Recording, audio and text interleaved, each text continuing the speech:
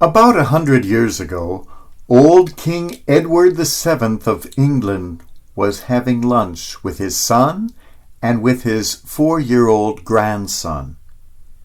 King Edward was known for his great patience with children, but on this day, even the king's patience was tested, because all through the meal, as the king was trying to talk to his son, the little grandson kept interrupting and calling out, "Grandpa, Grandpa!"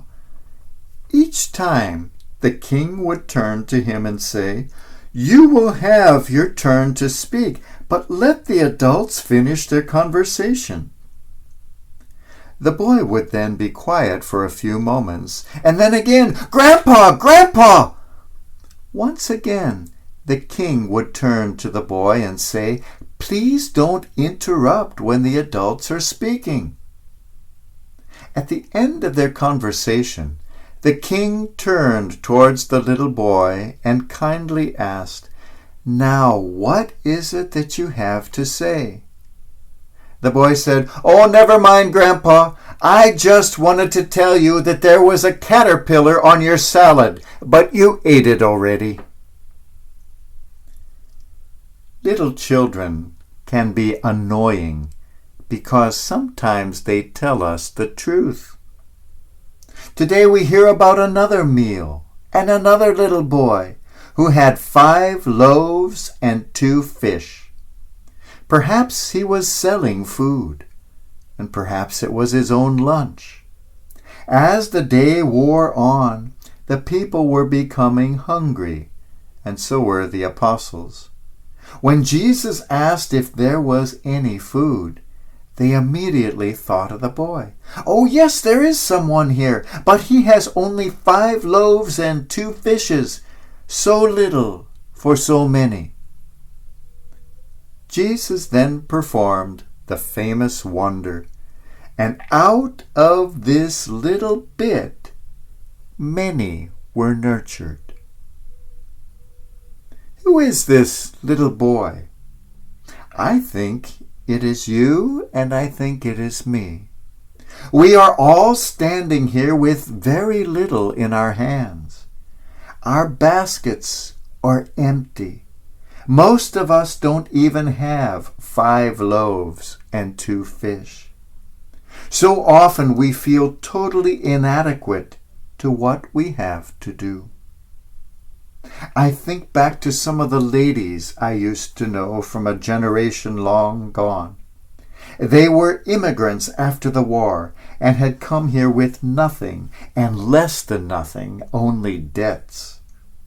These people had been through the war, the concentration camps, the refugee camps. They had lost everything and everyone dear to them. Here they were with families to feed, and their hands were empty. But the women of that generation were able to create out of almost nothing a meal fit for a king.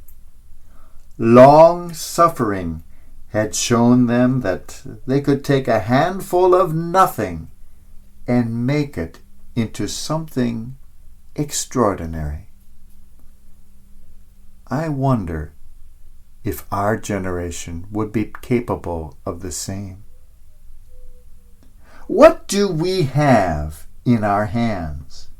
Where are those 5 loaves and 2 fishes in our own hands? Well, we have more than we think, and the little we have will go a long way. One time I was getting on a plane from New York to Los Angeles, and a young man sat down next to me. From his appearance and his dress, I knew immediately that he was African. He looked very frightened. He sat down next to me. I looked at him, smiled, and said, "Good morning."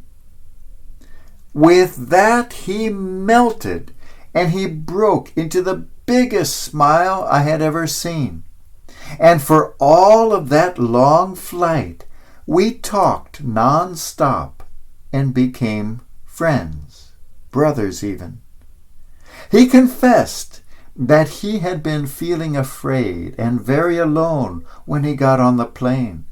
This was his first trip to the U.S. from Africa. Since landing in New York after his long journey, no one had greeted him, no one had smiled at him, or even looked his way. When I smiled at him and gave him those 2 simple words of greeting, his fears were calmed. I tried to tell him that not all Americans are like those he had encountered at the New York airport.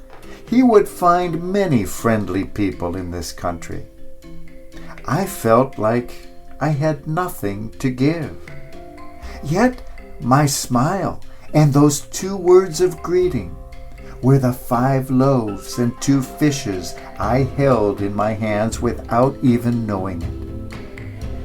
And that was enough, not to nourish a crowd of 5,000, but to nourish something far greater, a deep and lasting friendship. A year later, I visited him in his homeland, and he led me on safari around the countries of East Africa, all because of the nothing I held in my hands that was enough to nourish something greater. We all have so little, and we are all capable of giving so much out of that little that we have. What the Christ was showing us here in a marvelous, magical way was the secret of life. That secret is this: in the little that I have is hidden the much that I can share. In the little that I am is hidden the much that I can become. In those 33 years of life on earth was hidden an eternal divinity. In the 50 or 70 or 100 years we have on this earth is hidden a higher life to which we can aspire. In the little bit of earthly goods we have is hidden a tremendous wealth that we can give to others.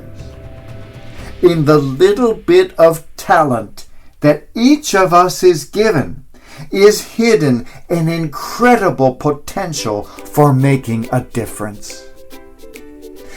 Do we think our hands are empty? Let's look for the 5 loaves, the 2 fishes, and let's give it away. Then we will see just how much we have. In our littleness is hidden our greatness. In the little that we are is hidden the much that we are called to be.